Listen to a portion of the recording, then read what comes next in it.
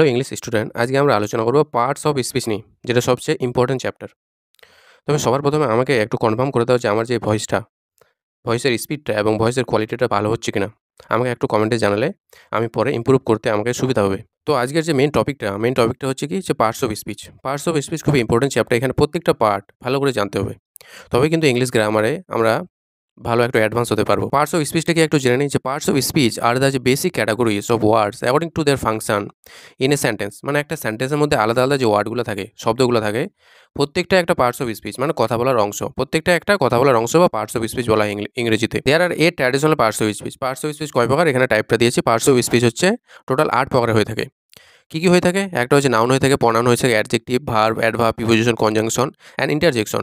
এই 8টি ভাগে পার্টস অফ স্পিচকে ভাগ করা হয়। এবার সবার প্রথম নাম্বারটা নাউন নিয়ে আলোচনা করব। তো নাউন কি? Noun is word that names a person. Noun মানেই হচ্ছে নাম। জায়গার নাম হতে পারে, কোনো জিনিসের নাম হতে পারে, আইডিয়া হতে পারে, কোয়ালিটি হতে পারে, মানুষের নাম হতে পারে। যে কোনো নাম বোঝালে ওটাকে নাউন বলা হয়ে থাকে। যেমন পার্সনের নাম হতে পারে, যেমন টিচার, ডক্টর, রামেশ, এগুলো ব্যক্তিকে বোঝায়, তো ব্যক্তি। তো এগুলো নাউন। প্লেস হতে পারে, যেমন স্কুল হতে পারে, ভিলেজ হতে পারে, ইন্ডিয়া একটা নাম, জায়গার নাম, তো এগুলোও নাউন। কোনো জিনিস হতে পারে, যেমন পেন, চেয়ার, ম্যাঙ্গো, এগুলোও নাম। অথবা কোনো আইডিয়া বা কোনো কোয়ালিটি হতে পারে, যেমন হচ্ছে ফ্রিডম, স্বাধীনতা, এটা একটা আইডিয়া, তো এটাও হতে পারে নাউন। অনেস্টি হতে পারে, লাভ হতে পারে, এগুলো ফিলিংয়ের মধ্যে পড়ে। এই ফিলিংগুলোও কিন্তু নাউন হয়। নাউনের এবার টাইপ। নাউনকে 5 ভাগে ভাগ করা হয়ে থাকে। প্রপার নাউন, এক নম্বর হচ্ছে প্রপার হচ্ছে যে proper noun is specific name of a person, place or thing. কোনো ব্যক্তির নাম, কোনো জায়গার নাম অথবা কোনো জিনিসের নাম, নির্দিষ্ট কোনো জায়গা, ব্যক্তি বা জিনিসের নাম বোঝালে ওটাকে প্রপার নাউন বলা হয়ে থাকে। যেমন এখানে বলছি ইট always start with a capital letter, মানে প্রথম অক্ষরটা এই প্রপার নাউনের প্রথম অক্ষরটা সবসময় বড় হাতের হবে।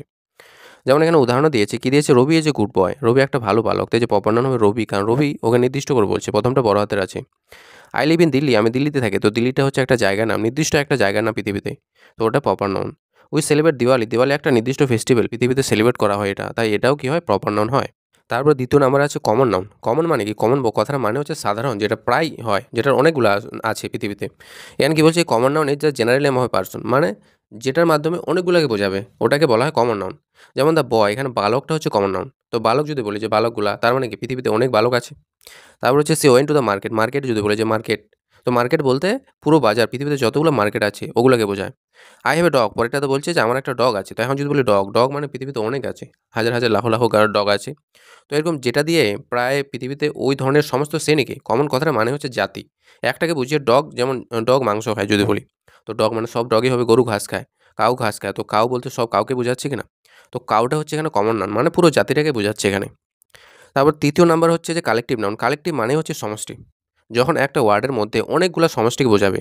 এই collective noun refers to a group of people, মানে কি একদল মানুষকে বোঝাবে ওই একটা ওয়ার্ডের মধ্যেই।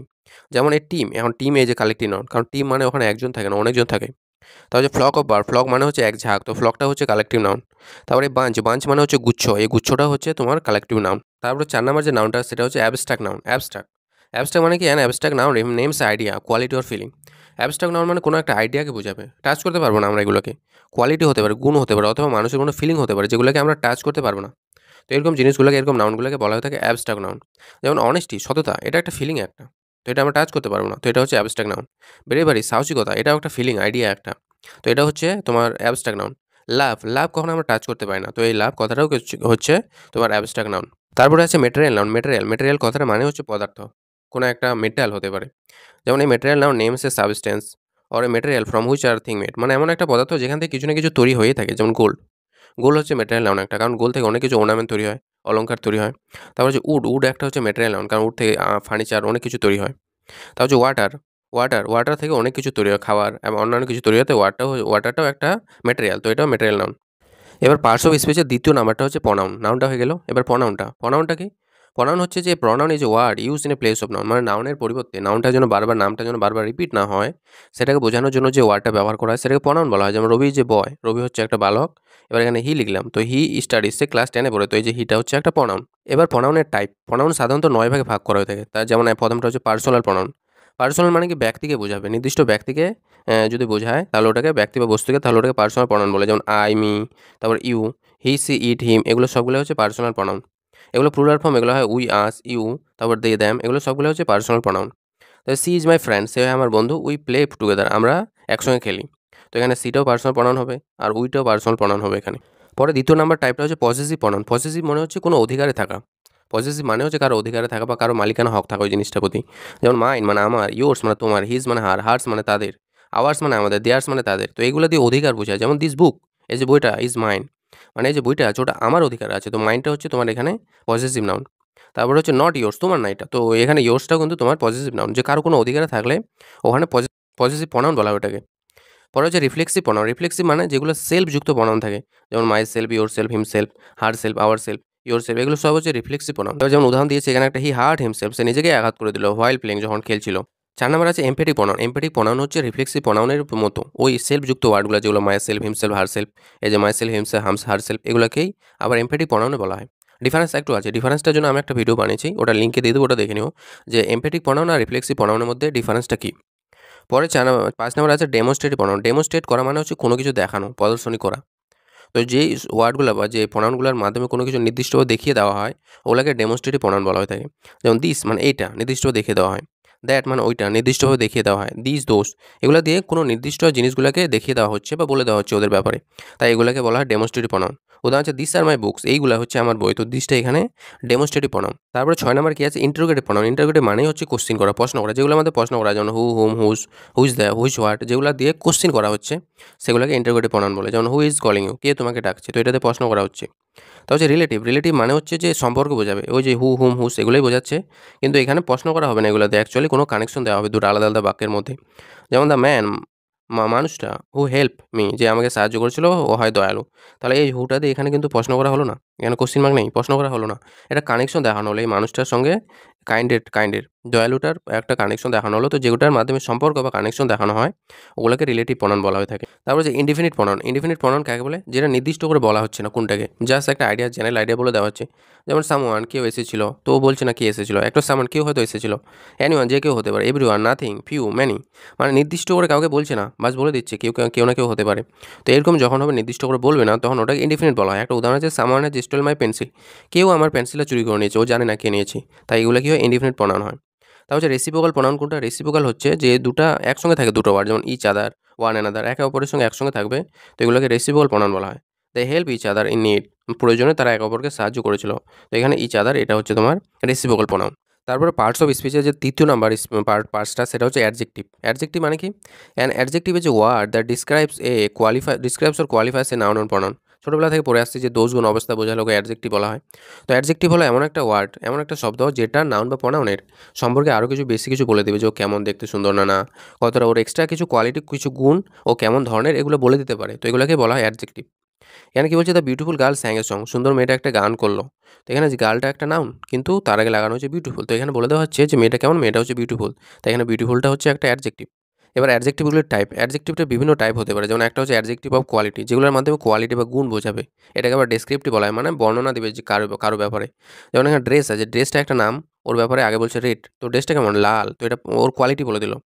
সোলজার মানে সৈনিক, সৈনিকটা কেমন, ওটা হচ্ছে ব্রেভও মানে সাহসী, তো এটা কোয়ালিটি বলে দিল বা ওর বর্ণনা দিল। তা হচ্ছে ব্লু, আকাশটা হচ্ছে ব্লু, তো ব্লুটা হচ্ছে এখানে তোমার অ্যাডজেক্টিভ অফ কোয়ালিটি, কারণ আকাশটা কেমন নীল, ওর সম্পর্কে কিছু বলে দিচ্ছে। তারপরে 2 নম্বরে আছে অ্যাডজেক্টিভ অফ কোয়ান্টিটি। কোয়ান্টিটি মানে হচ্ছে সংখ্যা বা পরিমাণ বোঝাবে, যেটা আনকাউন্টেবল, মানে এমন একটা সংখ্যা পরিমাণ বোঝাবে যেটা আমরা গুনতে পারি না অ্যাকচুয়ালি।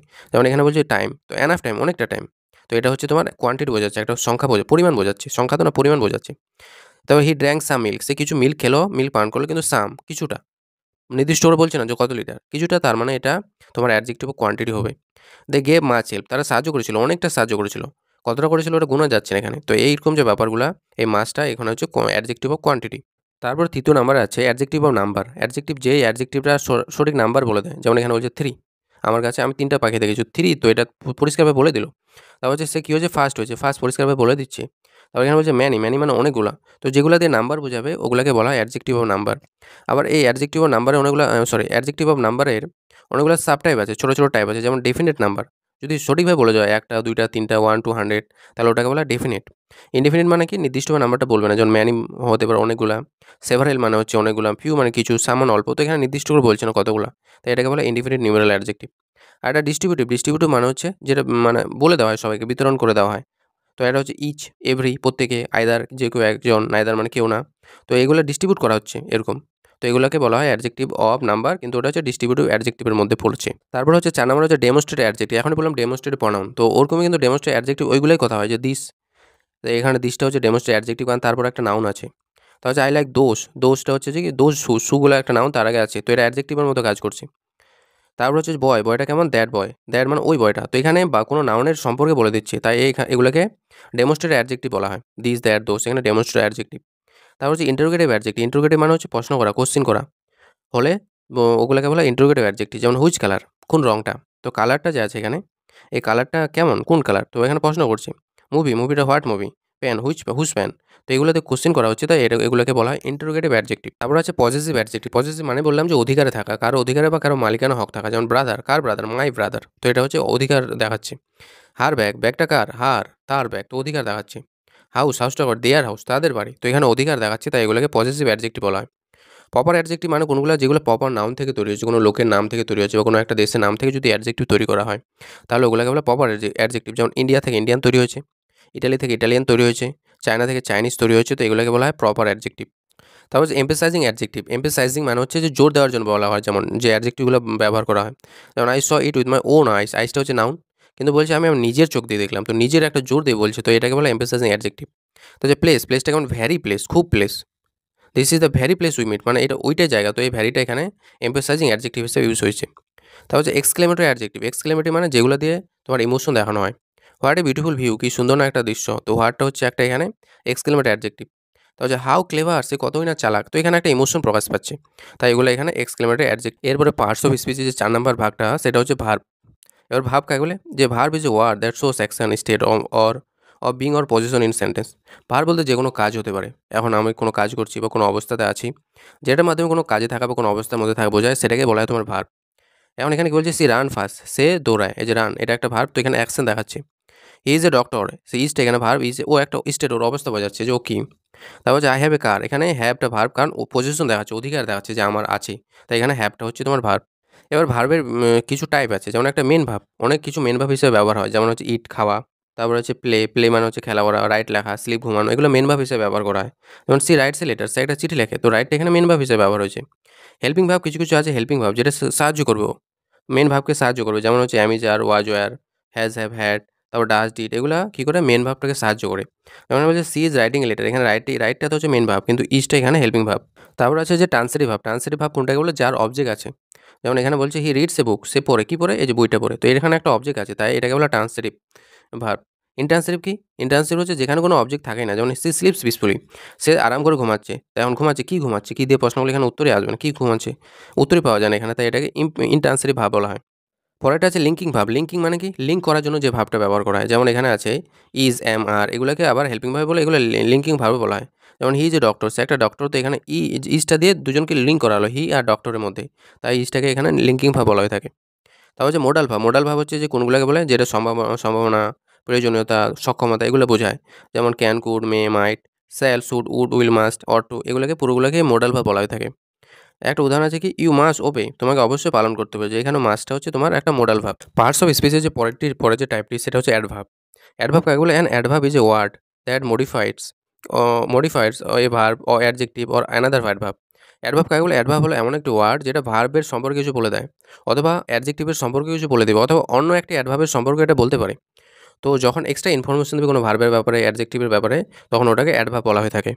উদাহরণের মধ্যে দেখো, সি রানস কুইকলি, এখানে কি আছে? সি রানস কুইকলি মানে সে দৌড়ায়, দৌড়ে কেমন? জোরে দৌড়ায়। তো একটা ভার্বের ব্যাপারে বলে দিল কেমন দৌড়াচ্ছে, তাই এটা এখানে অ্যাডভার্ব আছে। তারপর হচ্ছে যে ভ্যারি স্মার্ট, স্মার্ট অ্যাডজেক্টিভ আছে, কেমন স্মার্ট? ভ্যারি স্মার্ট, মানে তো এখানে অ্যাডজেক্টিভটার ব্যাপারে বলে দিচ্ছে, তো এটাও একটা অ্যাডভার্ব ভ্যারিটা। তারপর হচ্ছে যে লাউডলি, লাউডলি একটা অ্যাডভার্ব, তো কেমন জোরে, কেমন লাউডলি, কতটা জোরে বললো? টু লাউডলি মানে খুবই জোরে। তো এখানে এই যে অ্যাডভার্বটা আছে লাউডলি, ওটার সম্পর্কে আরেকটা অ্যাডভার্ব বলে দিচ্ছে টু, তাই এখানে দুটাই অ্যাডভার্ব হিসাবে ইউজ হয়েছে। তো যখন এভাবে ইউজ হয়, তখন ওই সবগুলোকে আমরা অ্যাডভার্ব বলে থাকি। এবার টাইপস অফ অ্যাডভার্ব। অ্যাডভার্বের টাইপগুলো কী কী? অনেকগুলো টাইপ হতে পারে। অ্যাডভার্ব ও ম্যানার। ম্যানার মানে হচ্ছে ব্যবহার বা চরিত্র, যে অ্যাডভার্বের মাধ্যমে কোনো ব্যবহার বা চরিত্র বোঝানো হবে, তখন ওগুলোকে অ্যাডভার্ব ও ম্যানার বলা হয়ে থাকে। যেমন কুইকলি, স্লোলি, নিটলি, ব্যাডলি, তো এগুলোকে অ্যাডভার্ব ও ম্যানার বলা হয়। যেমন সি সিংস বিউটিফুলি, সে গান করলো, কেমন করলো? বিউটিফুলি করলো। তো এটা একটা ম্যানার বা স্বভাব বা চরিত্র বোঝাচ্ছে। অ্যাডভার্ব অফ টাইম, যেটার মাধ্যমে সময় বোঝাবে, যেমন নাও এখন, দেন তখন, টুডে আজকে, টুমোরো কালকে, টুমোরো হচ্ছে আগামীকালকে, ইয়েস্টারডে গতকালকে, সুন মানে তাড়াতাড়ি, এগুলোতে একটা সময় বোঝাচ্ছে। উই উইল মিট টুমোরো, তো এখানে টুমোরোটা হচ্ছে অ্যাডভার্ব। তারপরে ৩ নম্বর আছে অ্যাডভার্ব অফ প্লেস। প্লেস মানে হচ্ছে জায়গা, জায়গা বোঝালো। যেমন হেয়ার, দেয়ার এগুলো দিয়ে জায়গা বোঝাচ্ছে। আউটসাইড বাইরে, আপস্টেয়ার্স মানে হচ্ছে উপরে, এভরিহোয়ার মানে সব জায়গায়। এগুলো দিয়ে কী বোঝাচ্ছে? জায়গা বোঝাচ্ছে, তাই এগুলোকে অ্যাডভার্ব অফ প্লেস বলা হয়। সি ইজ ওয়েটিং আউটসাইড, সে বাইরে অপেক্ষা করছে, তাই আউটসাইডটা হচ্ছে adverb of place. Adverb of frequency. Frequency মানে কেমনভাবে কাজটা করা হচ্ছে, মাঝে মাঝে করা হয় না, প্রায় করা হয় না, প্রতিদিন করা হয়, এরকম যদি বোঝায় তাহলে ওটাকে ফ্রিকোয়েন্সি বলা হয়। যেমন নেভার কখনোই করে না, অলওয়েজ মানে সবসময় করে, অফেন মানে প্রায় করে, রিয়ারলি মানে খুব কম করে, ইউজুয়ালি মানে সাধারণত করেই থাকে। তাই এগুলোকে এই যে এখানে কি আছে, he always wakes up early, সে সবসময় তাড়াতাড়ি ওঠে, তো অলওয়েজটা এখানে হচ্ছে অ্যাডভার্ব অফ ফ্রিকোয়েন্সি। তারপরে পরে ৫ নম্বরটা আছে অ্যাডভার্ব অফ ডিগ্রি। ডিগ্রি মানে হচ্ছে কতটা পরিমাণে, মানে কতটা লাস্ট পজিশন পর্যন্ত যেতে পারে কোনো একটা কাজ করার জন্য। যেমন ভ্যারি খুবই যেতে পারে, টু মানে খুব, অলমোস্ট মানে প্রায়, নিয়ারলি, নিয়ারলি মানে হচ্ছে কাছাকাছি চলে গেছে, এনা মানে যথেষ্ট, জাস্ট মানে অল্প, এই মাত্র। তো সি ইজ টু টায়ার্ড মানে সে ক্লান্ত আছে, কতটা ক্লান্ত আছে, খুবই টায়ার্ড আছে, তো টু দিয়ে খুবই বোঝাচ্ছে, তাই এটা হচ্ছে অ্যাডভার্ব অফ ডিগ্রির মধ্যে পড়ে। তারপর হচ্ছে ইন্টারোগেটিভ। ইন্টারোগেটিভ মানে হচ্ছে যেটা দিয়ে প্রশ্ন করা হয়, যেমন WH ওয়ার্ডগুলো when, where, why, how, why are you late, তো এখানে অ্যাডভার্ব অফ এটা হচ্ছে ইন্টারোগেটিভ অ্যাডভার্বের মধ্যে পড়ে। রিলেটিভ অ্যাডভার্ব কোনটা? রিলেটিভ মানে এখনই বললাম যে যেটাতে কানেকশন বা সম্পর্ক তৈরি করে, যেমন হোয়েন, হোয়ার, হোয়াই এগুলো একটা সম্পর্ক তৈরি করছে। যেমন I remember the day when we meet, আমরা যখন দেখা করেছিলাম তখন ওই দিনটা আমার মনে আছে, তো দুটোর মধ্যে কানেকশন তৈরি করলো, তাই এটা অ্যাডভার্ব অফ রিলেটিভ বলা হয় বা রিলেটিভ অ্যাডভার্ব বলা হয়। পার্টস অফ স্পিচের যে পরে যে পার্টটি সেটা হচ্ছে প্রিপোজিশন। প্রিপোজিশন সম্পর্কে জানবো। প্রিপোজিশন কাকে বলে? আমরা পড়েছি যে preposition is word place before a noun or pronoun. মানে প্রিপোজিশন কি? প্রিপোজিশন হলো এমন একটা শব্দ যেটা নাউন বা প্রনাউনের আগে বসে এবং বাকি যে শব্দ থাকে ওই লাইনটা বা সেন্টেন্সের মধ্যে ওদের সম্পর্কে একটা সম্পর্ক তৈরি করে দেয়। তো এই যে ওয়ার্ডটি, এই ওয়ার্ডটাকে প্রিপোজিশন বলা হয়ে থাকে। যেমন দ্য পেন ইজ, পেন একটা আছে, ইজ অন দ্য টেবিল, পেনটা কোথায় আছে? টেবিলে আছে। এই যে টেবিলটার মধ্যে পেনটার একটা কানেকশন তৈরি করে দিল কে? অনটা, মানে উপরে, উপরে আছে, তাই অনটা এখানে preposition. She came after lunch, সে এসেছিল লাঞ্চের পরে, তো এই যে আফটার কথাটা আছে এখানে, আফটার দিয়ে ও বলে দিল যে কখন আসছিল, যে লাঞ্চের পরে একটা কানেকশন তৈরি করলো এখানে, তাই এই আফটারটা এখানে হচ্ছে একটা প্রিপোজিশন। এবার টাইপ অফ প্রিপোজিশন। প্রিপোজিশন কী কী টাইপ হতে পারে? যেমন হচ্ছে প্রিপোজিশন অফ প্লেস, জায়গা হতে পারে, যেমন in, on, at, under, over, behind, beside, তার হচ্ছে বিটুইন, এগুলো দিয়ে, এগুলো হচ্ছে যে কোনো প্লেস বোঝাচ্ছে বা পজিশন বোঝাচ্ছে, তাই এগুলোকে প্রিপোজিশন অফ প্লেস বা পজিশন বলা হয়ে থাকে। প্রিপোজিশনে একটা ডিটেলস ভিডিও, একটা না দুটা ডিটেলস ভিডিও আমি অলরেডি দিয়ে দিয়েছি চ্যানেলে, ওখানে চেক আউট করতে পারো। এখানে উদাহরণটা কি? The bag is under the chair, যেমন এখানে দিয়েছে একটা উদাহরণ, ব্যাগটা কোথায় আছে? চেয়ারটার নিচে আছে, তো এখানে আন্ডারটা হচ্ছে একটা প্রিপোজিশন। পরে হচ্ছে প্রিপোজিশন অফ টাইম, যে প্রিপোজিশনের মাধ্যমে সময় বোঝায়, যেমন অ্যাট, অন, ইন, সিন্স এগুলো দিয়ে সময় বোঝাচ্ছে, ডিউরিং, আফটার, তাই এগুলোকে প্রিপোজিশন অফ টাইম বলা হয়। যেমন হি অ্যারাইভ অ্যাট 7 PM, সে এসেছিল 7টার সময়, তো এটা প্রিপোজিশন অফ টাইম। পরে ৩ নম্বরে আছে প্রিপোজিশন অফ ডিরেকশন বা মুভমেন্ট, কোনো ডিরেকশন বা কোন দিকে যাচ্ছে এরকম বোঝালে, যেমন to, into, onto, out of বাইরে, টুয়ার্ডস মানে দিকে, ফ্রম মানে থেকে, অফ মানে বন্ধ, এগুলো দিয়ে কোনো একটা পজিশন বোঝাচ্ছে, কোনো একটা ডিরেকশন বোঝাচ্ছে, ডিরেকশন বা মুভমেন্ট বোঝাবে, মানে কোনো দিকে যাও বোঝাবে, তো ওই জন্য এগুলোকে বলা হয় প্রিপোজিশন অফ ডিরেকশন। যেমন she walk into the room, সে গেল কোথায়? রুমের ভিতরে গেল, তাই এটাতে একটা ডিরেকশন, পথ বোঝাচ্ছে, কোন দিকে যাচ্ছে, দিক বোঝাচ্ছে। পরে ৪ নম্বরটা হচ্ছে প্রিপোজিশন অফ কজ, রিজন অথবা পারপাস। প্রিপোজিশন অফ কারণ অথবা প্রিপোজিশন অফ হচ্ছে ফলাফল বা প্রিপোজিশন অফ হচ্ছে উদ্দেশ্য, যেগুলো দিয়ে বোঝায় উদ্দেশ্য, কারণ বোঝায়, যেমন হচ্ছে বিকজ অফ কারণ, ডিউ টু জন্য, ফর মানে কারণ, ফ্রম মানে ওখান থেকে, তো এগুলো সবগুলো হচ্ছে প্রিপোজিশন অফ কজ ও রিজনের মধ্যে পড়ে। দ্য ফ্লাইট ওয়াজ ডিলেড, ফ্লাইটটাকে ডিলেট করা হয়েছিল, ডিউ টু মানে কারণ, কিসের কারণে? ফগের কারণে, কুয়াশার কারণে। পরে 5 নম্বর হচ্ছে প্রিপোজিশন অফ ম্যানার, ম্যানার মানে চরিত্র, ব্যবহার, যেমন বাই উইথ, তা হচ্ছে লাইক, অ্যাজ এগুলো হচ্ছে প্রিপোজিশন অফ ম্যানারের মধ্যে পড়ে। দ্য পোয়েম ওয়াজ রিটেন, কবিতাটা লেখা হয়েছিল বাই, হ্যাঁ তার দ্বারা, তো বাই দিয়ে একটা কি বোঝালো? এটা দিয়ে একটা এজেন্ট বোঝালো, এজেন্ট মানে কে লিখেছে বা কার দ্বারা লেখা হয়েছে ওরকম বোঝালো, কিন্তু এগুলো ইউজ করা হয়। তারপরে আছে প্রিপোজিশন অফ পজিশন। পজিশন মানে বললাম, পজিশন মানে অধিকারে থাকা বা মালিকানা হক থাকা, যেমন হচ্ছে যে অফ দিয়ে বোঝাচ্ছে, অফ মানে এর, উইথ মানে দিয়ে, টু মানে ওইটার প্রতি, তো এগুলো দিয়ে একটা মালিকানা হক বোঝায়।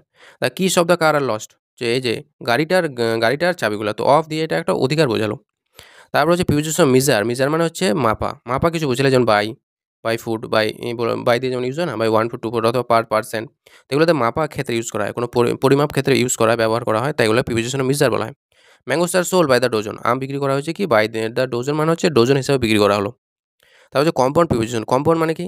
যেগুলো প্রিফিক্স বা প্রিফিক্সের সাহায্যে তৈরি করা হয়েছে ওগুলোকে বলা হয় কম্পাউন্ড প্রিপোজিশন, যেমন inside, outside, beneath, before, beyond, across এগুলো। তারপর হচ্ছে ফ্রেজ প্রিপোজিশন। ফ্রেজ মানে কি? 2-3টা ওয়ার্ড মিলে একটা ফ্রেজ তৈরি করে, ওগুলোকে বলা ফ্রেজ প্রিপোজিশন। যেমন হচ্ছে ইন ফ্রন্ট অফ মানে কি?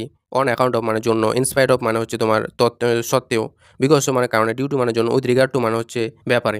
এই যে ফ্রেজ প্রিপোজিশনের একটা ভিডিও আমি অলরেডি 7 মিনিটের দিয়ে দিচ্ছি চ্যানেলে, ওখান থেকে দেখে নিতে পারো। এখানে একটা উদাহরণ দিয়েছে, she came in spite of the rain, সে এসেছিল ইনস্পাইট অফ রেন মানে বৃষ্টি থাকা সত্ত্বেও সে এসেছিল, তাই এটা ইনস্পাইট অফ, এটা হচ্ছে প্রিপোজিশনাল ফ্রেজ বলা হয় এটাকে। তারপরে পার্টস অফ স্পিচের যে 7 নম্বর টপিকটা সেটা হচ্ছে কনজাংশন। কনজাংশন মানে হচ্ছে যেটা দিয়ে কোনো যুক্ত করা হয়, লিঙ্কিং করা হয়, বা দুটো আলাদা আলাদা সেন্টেন্সকে, দুটো আলাদা আলাদা ওয়ার্ডকে, শব্দকে যুক্ত করা হয়, ওটাই কনজাংশন বলা হয়। কি বলছে? Conjunction is a word use to join words, phrases, clauses, sentence. মানে কনজাংশন বলে ওটাকে যেটাতে কোনো দুটো ওয়ার্ডকে যুক্ত করা যেতে পারে, ফ্রেজকে যুক্ত করা যেতে পারে, ক্লজকে যুক্ত করা যেতে পারে, অথবা দুটো আলাদা আলাদা সেন্টেন্সকে যুক্ত করা হয়, তখন ওটাকে কনজাংশন বলে। কনজাংশন কী করে? কানেক্টেড পার্ট, দুটো আলাদা আলাদা পার্টকে কানেক্ট করে।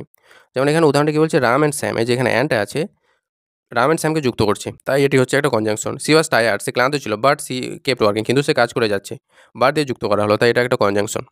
এবার টাইপ অফ কনজাংশন, কনজাংশনের টাইপগুলো কি? একটা হচ্ছে coordinating conjunction, this join equal parts of sentence with word and clause with clause.